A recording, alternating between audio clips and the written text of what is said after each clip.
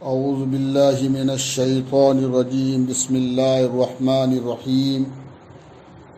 یوم ترجف الراجفہ تتبعها الرادفہ قلوب یومئذ واجفہ ابصارها خاشعہ یقولون انا لمردودون فی الحافرہ اذا كنا عظاما نخرہ قالوا تلك اذا کرۃ خاسرہ فإنما هي زجرة واحدة فإذا هم بالساهرة صدق اللہ العظیم۔ جس روز ہلا دینے والی چیز ہلا ڈالے گی، تتبعها الرادفہ، جس کے بعد ایک پیچھے آنے والی چیز آوے گی، قلوب یومئذ واجفہ، بہت سے دل اس روز دھڑک رہے ہوں گے، ابصارها خاشعہ، ان کی آنکھیں جھک رہی ہوں گی، یقولون انا لمردودون فی الحافرہ، کہتے ہیں کہ کیا ہم پہلی حالت میں پھر واپس ہوں گے، اذا كنا عظاما نخرہ، کیا جب ہم بوسیدہ ہڈیاں ہو جائیں گے پھر واپس ہوں گے، قالوا تلک اذا کرۃ خاسرہ، کہنے لگے کہ اس صورت میں یہ واپسی بڑے خسارے کی ہوگی، فإنما ہی زجرۃ واحدہ، تو وہ بس ایک ہی سخت آواز ہوگی، فإذا هم بالساہرہ، جس سے سب لوگ فوراً میدان میں موجود ہوں گے۔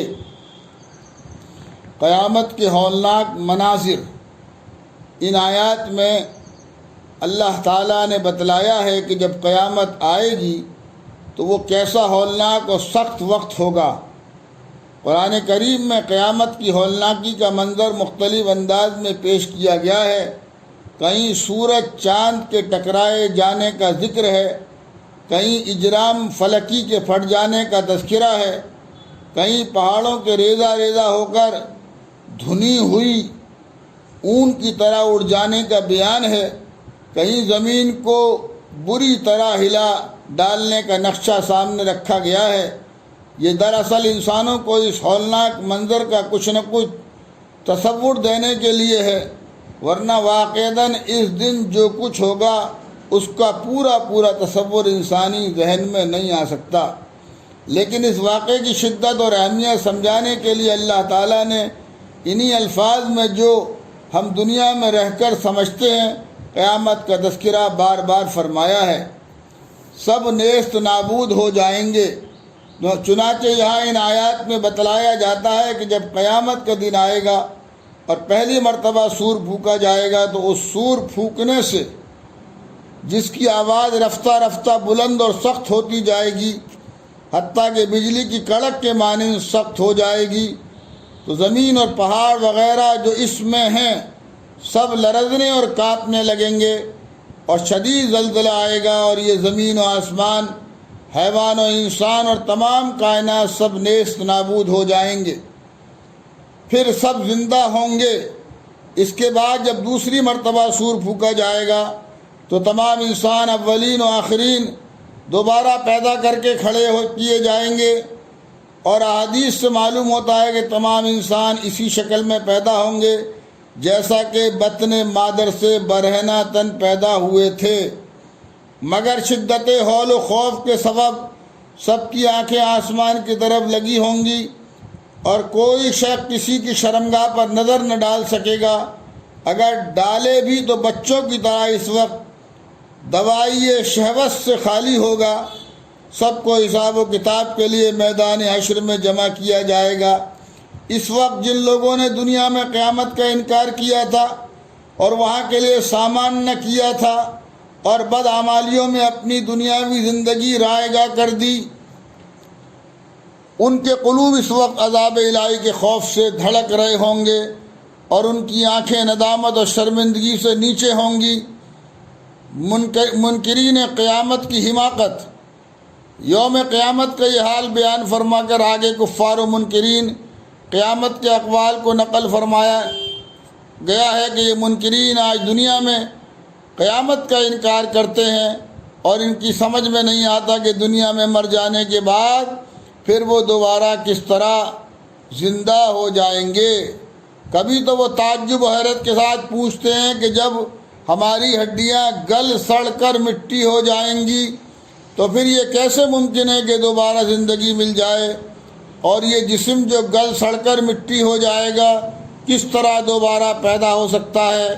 گویا ایسا ہونا بالکل محال اور ناممکن ہے۔ اور کبھی یہ منکر موت کے بعد والی زندگی کا مذاق اڑاتا ہے، اور اس طرح گویا وہ یہ ثابت کرتا ہے کہ اس کی نظر میں وہ بات اس قابل نہیں کہ وہ اس پر سنجیدگی سے غور کرے۔ اس طرح قیامت کا انکار کرنے والے منکرین بطور مذاق کہتے ہیں کہ اگر ہمیں دوبارہ زندگی ملی تو یہ بڑے گھاٹے کی بات ہوگی۔ یہ منکرین کا کہنا بطور تمسخر تھا، کیونکہ وہ اہل حق کے عقیدے پر ہنسی اڑاتے تھے اور کہتے تھے کہ ان کے عقیدے کے موافق تو ہم بڑے خسارے میں رہیں گے۔ یہ ان کا کہنا اسی طرح کا تھا کہ کوئی شخص کسی کو خیر خواہی سے ڈرائے کہ اس راہ پر جانا، اس راہ پر مت جانا،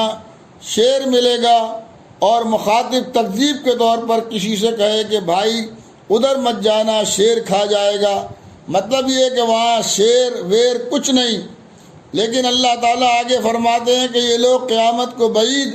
اور ناممکن سمجھ رہے ہیں۔ سب ایک ڈاٹ سے میدان میں جمع ہو جائیں گے، حالانکہ اللہ تعالیٰ کے ہاں یہ سب کام دم بھر میں ہو جائیں گے۔ جہاں ایک ڈاٹ پلائی یعنی سور پھونکا، اس وقت بلا توقف سب اگلے پچھلے میدان حشر میں کھڑے دکھائی دیں گے۔ یہاں آیت میں فَإِذَا هُمْ بِالسَّاهِرَةِ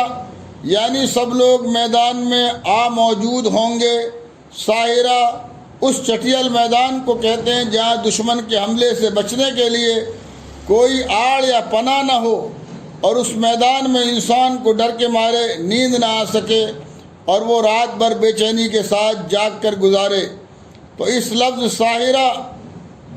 ساحرہ میں قیامت کی ہولناکی کا منظر پیش کرنے کے ساتھ ساتھ منکرین کے ان غلط آرزوؤں اور امیدوں کی تردید بھی کر دی گئی کہ جو اس امید پر بے غم ہے کہ اگر بالفرض قیامت آئی بھی تو وہاں سفارش کر دی جائے گی، اور اللہ کے سوا انہوں نے جن کو اپنا سرپرست اور حمایتی مددگار ٹھہرا لیا ہے وہ انہیں وہاں بچا لیں گے۔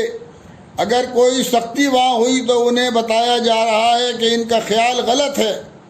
وہ قیامت میں اپنے آپ کو ایک میدان میں پائیں گے جہاں نہ ان کا کوئی یار و مددگار ہوگا۔ منکرین قیامت جو اس بات کا انکار کرتے ہیں کہ جب ہم گل سڑ جائیں گے، ہڈیاں ہی ہڈیاں ہو جائیں گے، چورا ہی چورا ہماری ہڈیاں چورا ہی چورا ہو جائیں گی، تو ہم کو دوبارہ کہاں سے زندہ کیا جائے گا؟ تو انہیں اللہ تبارک و تعالیٰ فرما رہے ہیں قُلْ یحیی الذی اول مرہ، انہیں بتا دیجئے کہ جب آپ کچھ نہیں تھے، آپ کا وجود بھی نہیں تھا، تب اللہ تبارک و تعالیٰ نے آپ کو پیدا کر دیا، انسان محترم بنا دیا، تو اب تو کم از کم ہڈی کا چورا ہی صحیح، آپ کی زندگی کا کچھ نہ کچھ مٹیریل تو موجود ہے۔ اس مٹیریل سے اللہ تبارک و تعالیٰ کو آپ کو دوبارہ پیدا کرنا کیا مشکل ہے؟ جو ذات گرامی ہے عدم سے وجود بخش سکتی ہے تو کیا وہ وجود سے وجود نہیں بخش سکتی؟ تو اس لیے اللہ تبارک و تعالیٰ چونکہ کریم ہیں، رحیم ہیں، اور اللہ تعالیٰ نے حضور اکرم صلی اللہ علیہ وسلم کو بشیروں و نذیرہ، خوشخبری سنانے والا اور ڈرانے والا بنا کر بھیجا ہے، تو اللہ تبارک تعالیٰ حضور اکرم صلی اللہ علیہ وسلم کے بعد اصحاب رسول اللہ صلی اللہ علیہ وسلم اور ان کے بعد جو ہے ان کے جانشین علماء کرام، صلحاء، صدیقین، صالحین، وہ جو ہے وہ اللہ کے بندوں کو اللہ کا پیغام پہنچا رہے ہیں کہ اے لوگو، جو ہے دنیا کی زندگی عارضی ہے، اس دنیا میں اپنے آپ کو پورے طور پر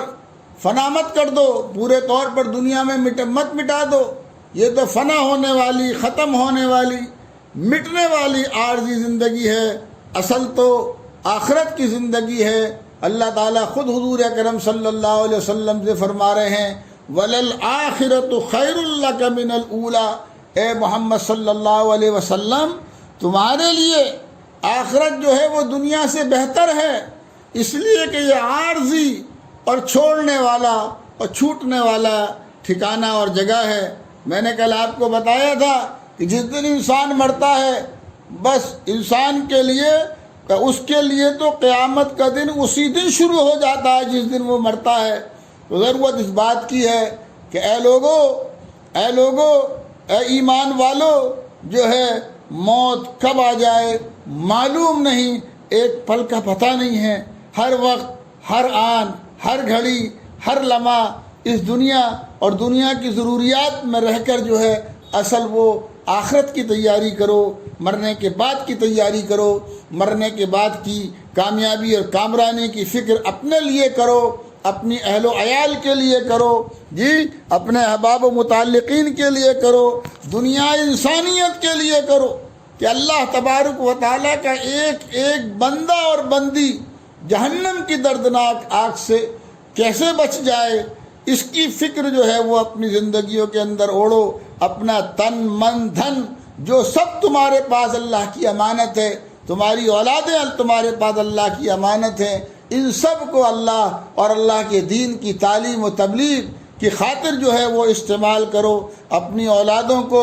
دینی، اسلامی، ایمانی، قرآنی، نبوی، شرعی تعلیم سے جو ہے وہ آراستہ کرو اور ان کی نیک صالح تربیت کی ہر ممکن کوشش اور جد و جہد کرو۔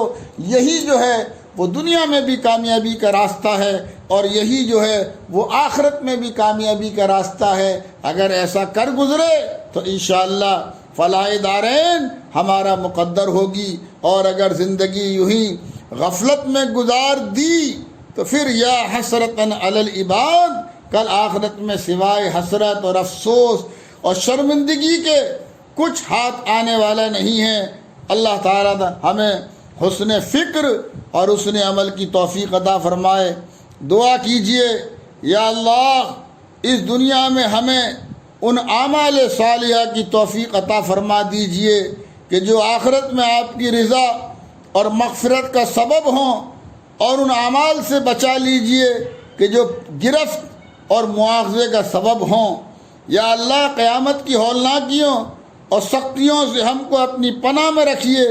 اور وہاں کے خسارے اور نقصانات سے بچا لیجئے۔ یا اللہ میں ہر اس گناہ کی معافی چاہتا ہوں جس کی لذت سے میں نے ساری رات کالی کر دی، اس کی فکر میں دماغ سوزی کرتا رہا، رات سیاہ کاری میں گزاری اور صبح نیک بن کر باہر آیا، حالانکہ میرے دل میں بجائے نیکی کے وہی گناہ کی گندگی بھری رہی۔ یا اللہ تیری ناراضگی کا کوئی خوف ہی نہ کیا، میرا کیا حال ہوگا۔ الہی مجھے اپنی مہربانی سے معاف فرما دیجئے، اور میری اے اللہ ہم سب کی پیشانیاں تیرے ہی تو قبضے میں ہیں۔ اے اللہ، یا اللہ ہم سب کے قلوب تیرے ہی تو قبضے میں ہیں، ہمیں ہماری پیشانی کے بالوں سے پکڑ کر، ہمیں ہمارے قلوب سے گھسیٹ کر، اے کریم اللہ ہم سب کو جو ہے وہ اپنی اور اپنے پیارے نبی صلی اللہ علیہ وسلم کی اطاعت اور فرما برداری پر گامزن فرما دیجئے۔ اے اللہ ہمارے دلوں کے اندر اپنی اور اپنے نبی صلی اللہ علیہ وسلم کی محبت پیدا فرما دیجئے، اور اے اللہ ہمارے دلوں کے اندر گناہوں کی نفرت اور گناہوں سے پرہیز کرنے کی اللہ ہمیں توفیق عطا فرمائیے۔ وآخر دعوانا ان الحمد للہ رب العالمین۔ اعوذ باللہ من الشیطان الرجیم، بسم اللہ الرحمن الرحیم۔ یوم ترجف الراجفہ تتبعها الرادفہ قلوب یومئذ واجفہ ابصارها خاشعہ یقولون ائنا لمردودون فی الحافرہ اذا كنا عظاما نخرہ قالوا تلك اذا کرۃ خاسرہ فإنما هي زجرة واحدة فإذا هم بالساہرة۔ صدق اللہ العظیم۔ جس روز ہلا دینے والی چیز ہلا ڈالے گی، تتبعها الرادفہ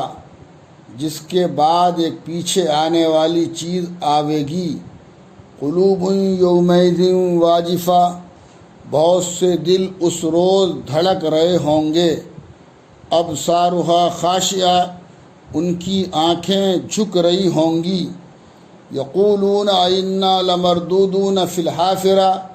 کہتے ہیں کہ کیا ہم پہلی حالت میں پھر واپس ہوں گے۔ اذا کنا عظاما نخرہ، کیا جب ہم بوسیدہ ہڈیاں ہو جائیں گے پھر واپس ہوں گے۔ قالوا تلک اذا کرۃ خاسرہ، کہنے لگے کہ اس صورت میں یہ واپسی بڑے خسارے کی ہوگی۔ فإنما ہی زجرۃ واحدہ، تو وہ بس ایک ہی سخت آواز ہوگی۔ فإذا ہم بالساہرہ، جس سے سب لوگ فوراً میدان میں موجود ہوں گے۔ قیامت کے ہولناک مناظر، ان آیات میں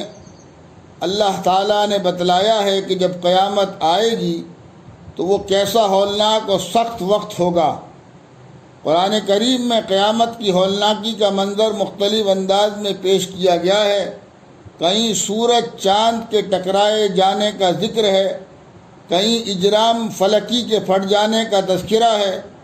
کہیں پہاڑوں کے ریزہ ریزہ ہو کر دھنی ہوئی